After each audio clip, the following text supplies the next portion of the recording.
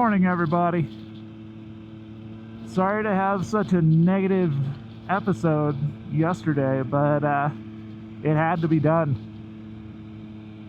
We definitely needed to cover that. We needed to get it off our system. We needed to move on, and we needed to be happy. We need to be happy people, spread some love, have some fun, and do some dumb shit.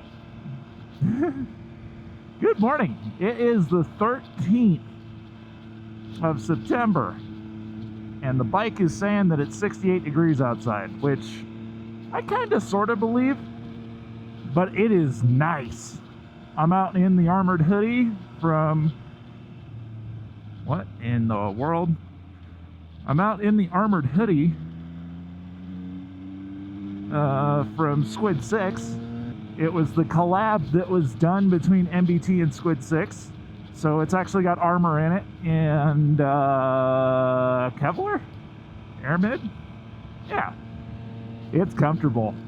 I don't really know how effective these things really are. I mean, I've seen the images of them actually taking impacts and hits and scrapes and all the nasties, and it seems like they do a great job. I can tell you, just based on how heavy the material is without the armor, I have no doubt that it's gonna save my ass.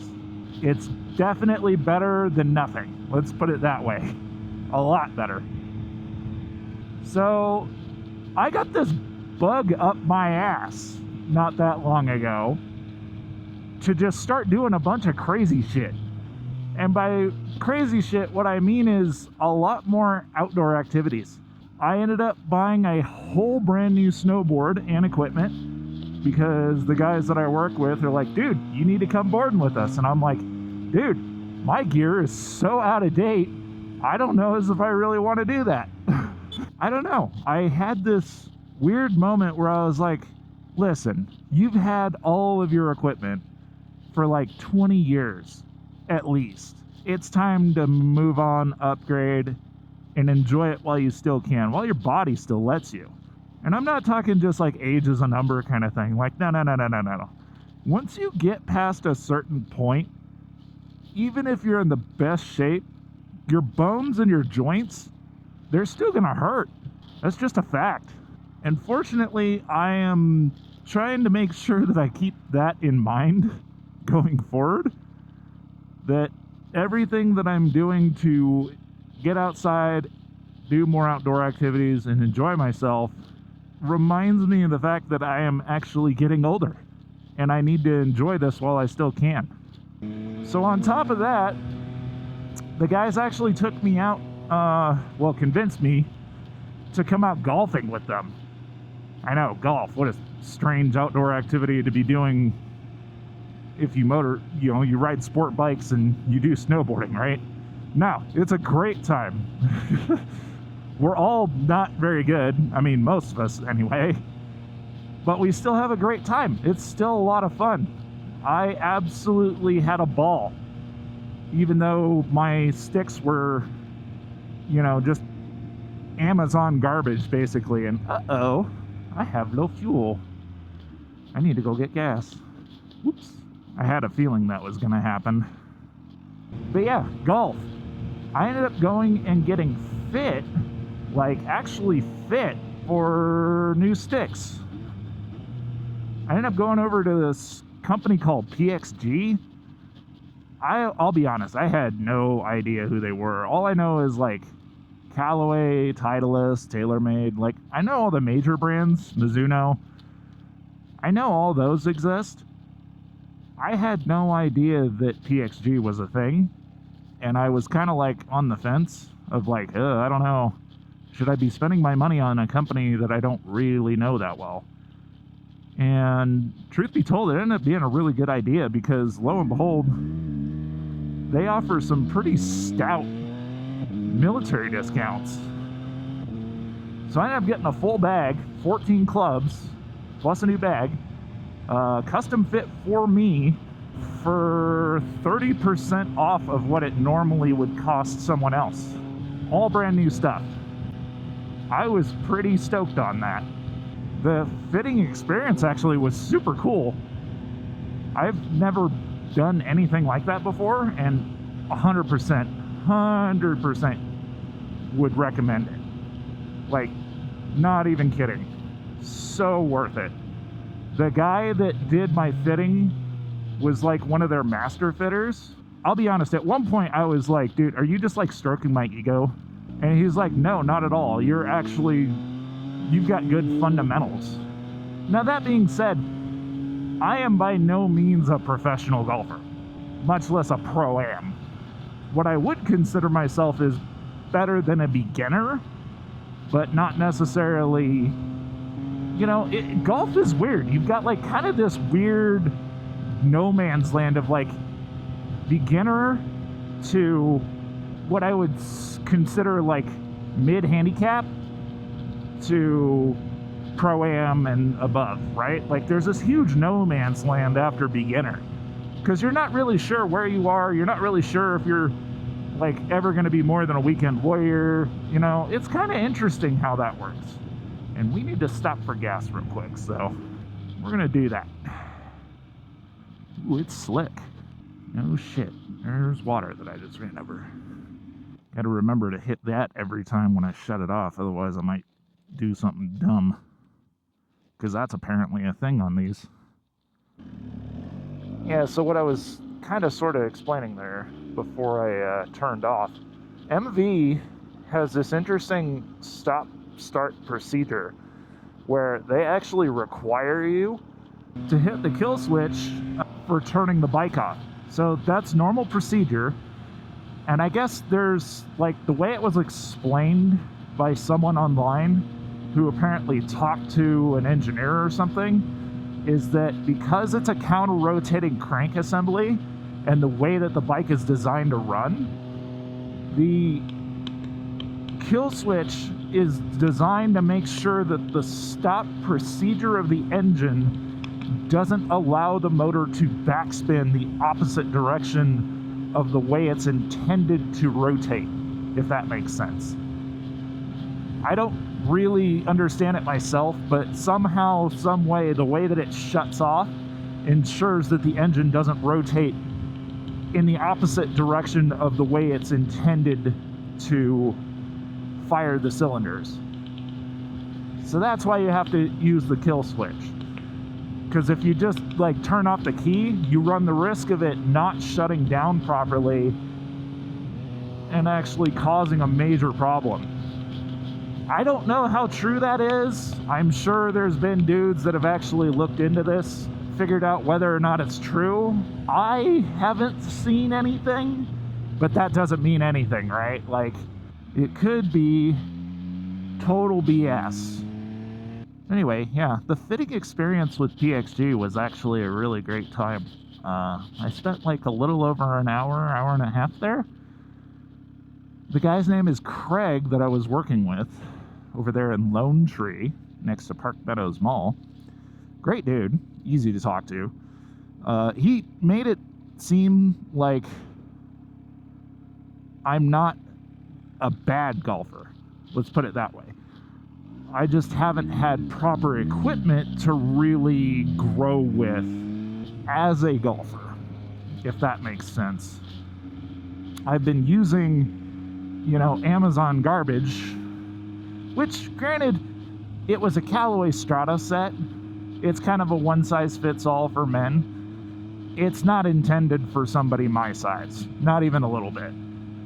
It was okay, but there were definitely aspects of it you could tell were just terrible. Like the putter, for instance.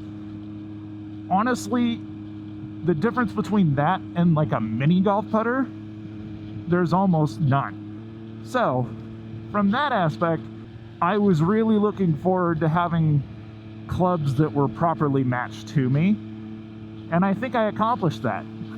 Now, we didn't go for like some crazy player or distance irons. No. I'm not that good.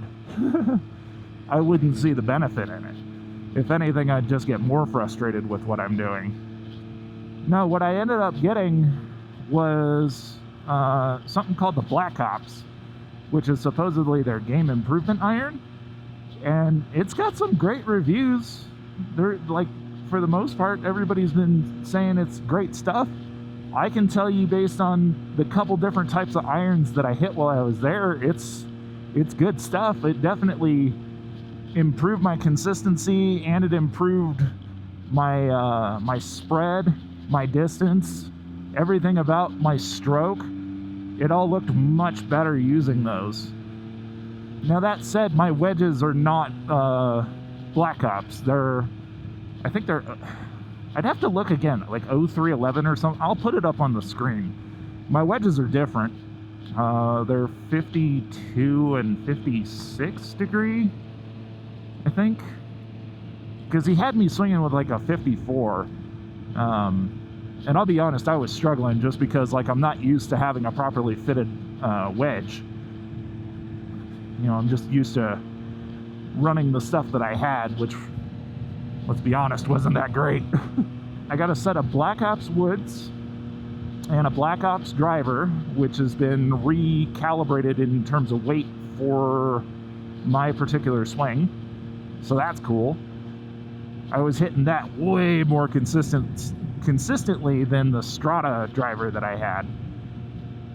I did not get a hybrid just because, quite frankly, I hate hybrids, and even when he was trying out different hybrids with me, he could tell I just was not having a fun time. So we stuck with woods. I think I have a 4 wood and a 7 wood. I think that's what he set me up with. I'd have to look again at the sheet, like I said, but I'm pretty sure it's a 4 wood and a 7 wood. And then I got a putter that I actually like for a change. I think it's a Zero Torque in terms of its design. It's good stuff. I feel more consistent with it, that's for sure. So that's a huge plus. Anyway, that's all the golf stuff. It's supposed to be here Monday. So here's the fucked up part. I had them ship the entire set to the store rather than to my house, just to make sure that everything was good and it was calibrated right and everything. It was supposed to arrive like Thursday or Friday of this week. There was some kind of weather delay, according to FedEx, and it went from being in New Mexico, like ready to deliver the next day, to being all the way back to like square one in Arizona, where it came from. And now it's supposedly showing up on Monday. I have no idea either. Don't ask me. I don't know. So beyond the golf, I ended up getting a new snowboard. And I went directly to Never Summer to get my board. They're based locally, which is super cool. It just doesn't really exist anymore, you know, a local snowboard shop like that. But they've been around since, I think, like 92 or something like that. Super cool guys. Like, I told them my experience level and how long it's been since I've been on the mountain. And they set me up with a, it's not a hybrid recurve, but it's a new type of recurve camber.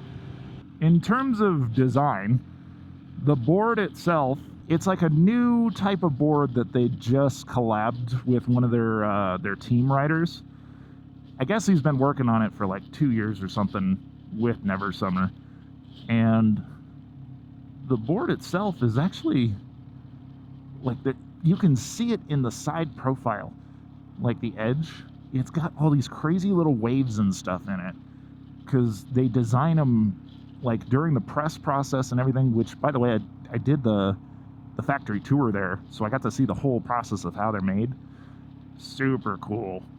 Like, these guys know their stuff, and it's all hand assembled. Like, there's very few machines that are involved, and the machines that are involved, they're all, like, every single one of them are run by hand to very, very specific specs. But the end result is I have a board now that literally should fit me better, because I had a 168 Ride Nation from like 20 years ago on these heavy aluminum ride bindings that never really fit my boot right, and I was always struggling with it. Like, it was such a flat board, I needed something with some proper camber. This has proper camber, there's no doubt about it. I had to literally crash course refresher myself on how to wax a snowboard again because it's been so long. I mean, I figured it out, thankfully, and I got it all sorted properly, but man, I was really scratching the back of my memory on how to do it properly. So yeah, I've got a bunch of stuff to go do this season now, which is awesome. Why is this a red? We're gonna have a ton of fun to, record stuff. Because I'm assuming at some point or another, I'm probably gonna start recording up on the mountain. Maybe. I don't know, we'll see. I may or may not do that. You guys will have to let me know. Might be a good time. Might be something different. But we'll see. Should be a good time. Just trying to make sure I'm not leaking any oil ever since I installed this clutch cover. This is the first time I've really ridden it since it got installed, and I think it's doing okay. I'm not seeing anything, so that's good. By the way, you guys will have to let me know how the mic sounds, because I did something funky with the sound covering. So I added like a piece of styrofoam in between the mic itself and the dead cat. So hopefully it sounds better. It doesn't sound as like wind vibey and stuff. If it doesn't, I guess we'll just have to start all over again. Not sure what we're gonna do there. Alright guys, welcome back. I am an idiot. I forgot to record like 900% of everything that I actually just did. So I met up with a buddy of mine there at that car meet that you saw at the end, and we basically went all over town. And for whatever stupid reason, none of it got recorded. We actually just finished lunch. Essentially, we went to like 2 different car meets after we came out of the one in Parker. The one in Parker that you saw me stop at was called Vehicle Vault. I think part of the reason why nobody was really there was just simply because there was a wreck the last time that meet was held that basically put a lot of people off from going back. So I think that's why no one was there.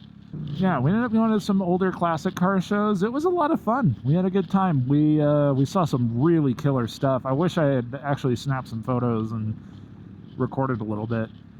But like I said, my dumbass forgot to turn on the camera, so there you go. You guys can roast me in the comments for being an idiot. I actually need to check. Hang on 1 second. Yep, it's on. Okay, we're good.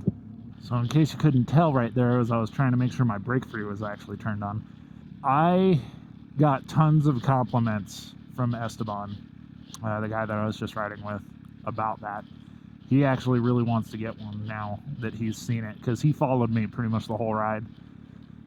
The amount of just information that this thing apparently gives you as a rider, or even somebody in a car following behind, is immense. So much better than just relying on the brake lights of your bike. It reacts faster than most humans can, because it's a switch. It's an inertia switch that triggers that lighting pattern. At least that's the way that I understand it. It could be operated completely differently.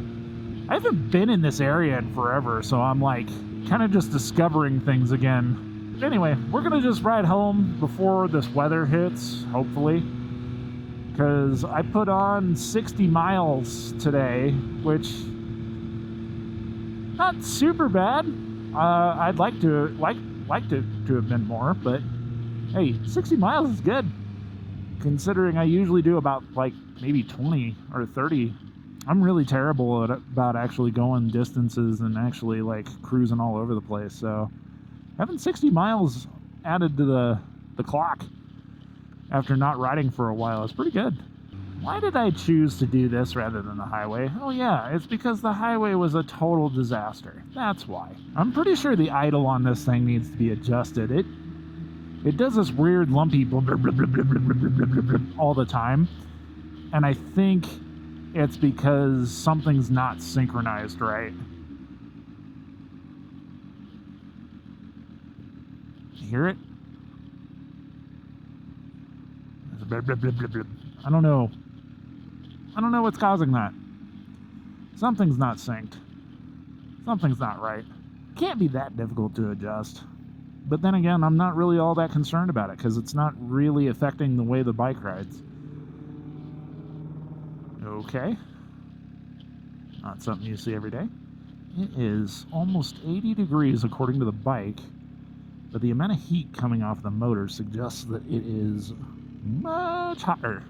I guess that's a good thing though, because if you think about it, if the bike was running like stupid hot, even in like 90-degree weather, like earlier this summer when I first got it, and I wasn't really feeling the heat then, that tells me the cooling system is pretty robust on this thing, especially in traffic, which is primarily where I ride, even though I probably shouldn't. What is with the traffic? It's only 1:30 and it feels like everybody's trying to come home from work or something, like at 5 o'clock. This is crazy. Dude, why are you hitting your brakes? Why? The dude in front of you is not hitting his brakes. Why are you hitting your brakes?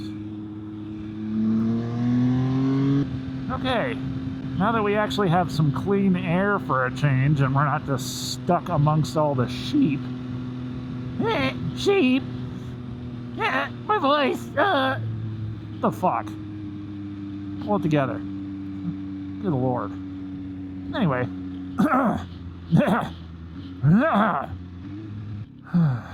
If there's one thing that I've noticed riding around town, especially nowadays, is that most people are either really in a huge rush to try and beat everybody else somewhere, or they're afraid to actually drive.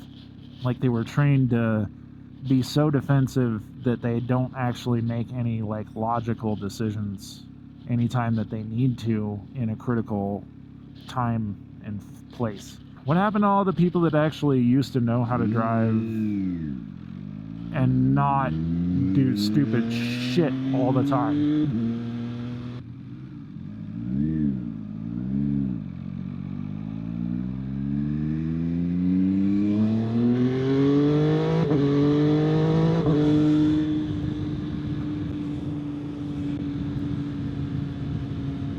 That kid was low-key creeping me out. And I just made it even creepier. Ugh. What the hell? Why would I do such a thing? I didn't know what to do, honestly. I just wanted to get away from that situation.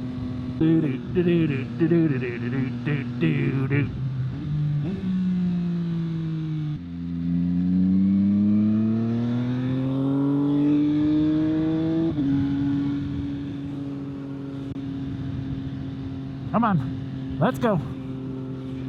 Come on, let's go. Let's go.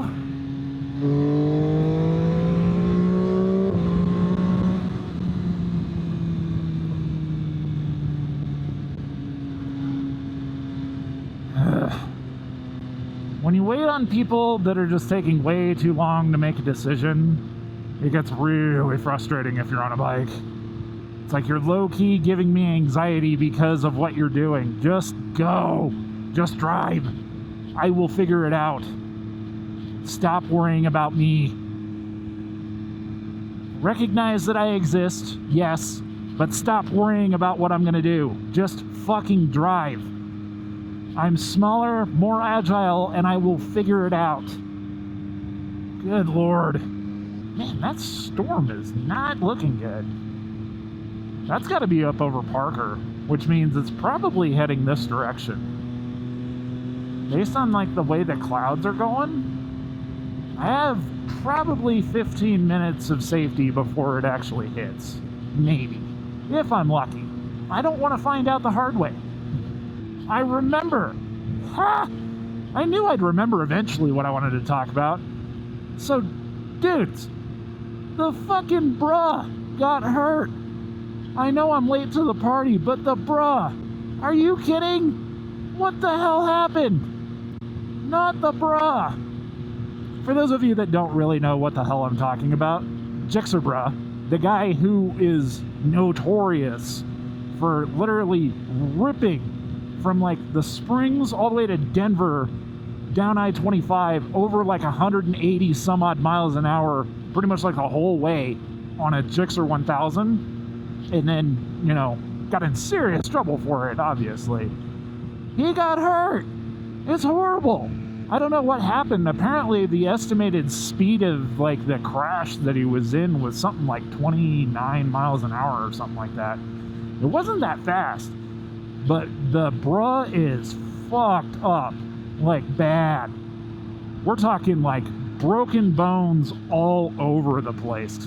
I mean, he's in recovery now. He's had enough surgeries and everything that he's starting to come back to us. But that poor guy, oh my God, the amount of injury that he sustained. I can't even put into words how lucky he is that he's still with us. Grateful that he's still in one piece and still breathing, 100%. I am 100% grateful for that. But damn, that sucks. I would love to know what exactly happened that caused it, especially for him to basically shatter both legs and his wrists and all that jazz. Like he got fucked up, right? Tons of surgery, lots of broken bones. He's starting to do his like PT and stuff to actually get back on the mend, which is amazing. And I don't know how long it's going to be before he's back to his old self, or how close to his old self he's going to really be after all this. It had to have been one hell of an impact, even at that speed, for it to have done that much damage to him. If any of you guys follow Gixxer, bruh, or don't follow him, whatever, from me to him, crap, it's raining. From me to him, I know I'm just a nobody kind of vlogger or whatever, but from the bottom of my heart to him, his friends, and his family, get well soon, brother. Like, nobody deserves that kind of hurt. And I feel for you, man. I'm just glad you're still with us. But, Jesus. I hope I never have to go through what you're going through, because it looks miserable. Get well soon, dude. Speedy recovery. Yeah, this rain literally just like sprinkled briefly and then it died off. Like, what is going on right now? Ugh. It's teasing me. And I'm almost home. Please. Please wait. I know you're warning me. I'm almost there. Please, no more red. No! Fuck! Damn it! Another fucking red light. Damn it. This sucks. I want to go home. Come on. Oh, you bastard. Thanks for recognizing that I don't exist, you fucking light. I hope every single one of you has an amazing weekend, and I will see you in the next video. Remember, live life alive. That's gonna be like the new thing, I think. Maybe. We'll see. I might get copyright strike for it. Somebody might already have it. I don't even know. We'll see if that happens.